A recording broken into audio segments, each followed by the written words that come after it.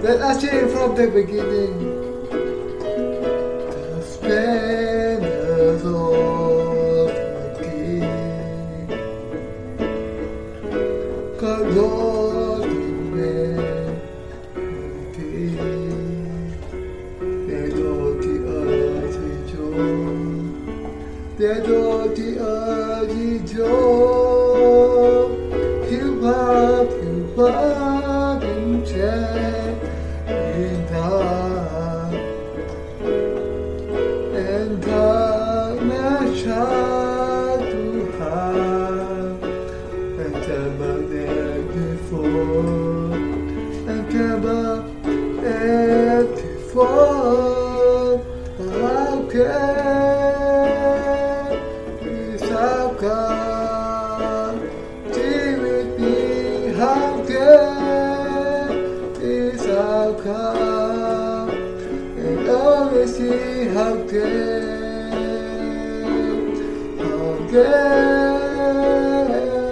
is our God.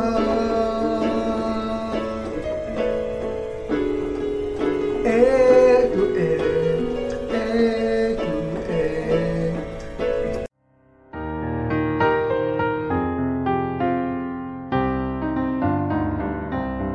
Dengan sangat kuat berpegang kepada teori ini dan mempercayainya, beberapa orang bahkan menyumbangkan semua milik mereka kepada gereja mereka atau menantikan dengan penuh fanatisme tanggal yang ditentukan secara sembarangan tentang waktu yang disebutkan sebagai saat kedatangan Kristus. Beberapa saat yang lalu, anggota dari gereja tertentu menentukan sebuah tanggal dan percaya bahwa Kristus akan datang pada tanggal yang mereka pilih itu. Karena itu mereka semua naik ke atas gunung, mengikat tubuh mereka dengan tali, dan menantikan saat pengangkatan mereka sampai tengah malam. Waktu berlalu, tetapi bagaimanapun semangatnya mereka menunggu, Yesus tidak datang juga. Yesus tidak juga datang. Karena itu mereka kemudian menyerah, melepaskan diri dari tali yang mengikat, dan turun dari gunung dengan rasa malu. Kekacauan seperti ini, sayangnya, sekarang banyak terjadi di dunia Kristen.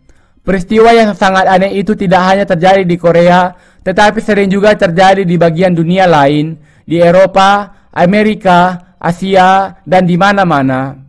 Yang harus kita ketahui dengan pasti sebenarnya adalah bahwa Allah akan membiarkan terjadinya kesengsaraan besar termasuk kepada orang-orang kudusnya yang beriman.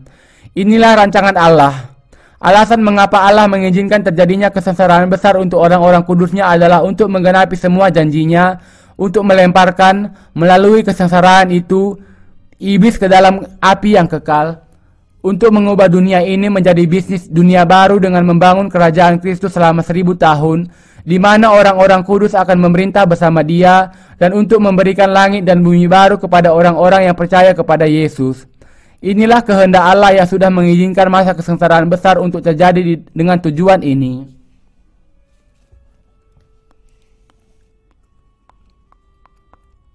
Tujuh tahun masa kesengsaraan besar belum dimulai. Kita bisa membandingkan bahwa bencana alam yang kita alami sampai saat ini hanyalah seperti sebuah api unggun saja yang bisa dengan mudah dipadamkan, sedangkan malapetaka yang akan terjadi pada masa kesengsaraan besar sangatlah dahsyat, yaitu seperti api yang akan membakar sepertiga dari seluruh hutan yang ada di dunia. Agar tidak tergoncang dan tetap bisa bertahan ketika menghadapi malapetaka dan bencana yang melanda dunia, para pelayan dan orang-orang kudus Allah harus memiliki iman yang berjuang. Karena kita akan tetap ada di dunia ini selama pertengahan masa kesengsaraan besar, kita harus hidup di zaman akhir itu dengan jenis iman yang tidak akan pernah menyerah kepada antikristus dan para pengikutnya. Dengan hati yang mantap seperti prajurit yang memasuki peperangan, Anda harus memberitakan Injil air dan roh ke segala dosa untuk menyelamatkan sebanyak mungkin orang, termasuk keluarga Anda sendiri. Dunia ini tidak akan selalu ada dalam keadaan damai, tetapi bahkan ketika kebingungan menimpa dunia dan kekerasan merajalela di dalam kehidupan kita, kita harus selalu hidup dalam keadaan yang setia, percaya bahwa Allah akan melindungi kita sampai akhir zaman. Agama dunia dan iblis akan berusaha untuk mendustai manusia dengan berbagai macam perkataan dusta, mencuri dari mereka dan kemudian memasukkan jiwa mereka ke dalam neraka.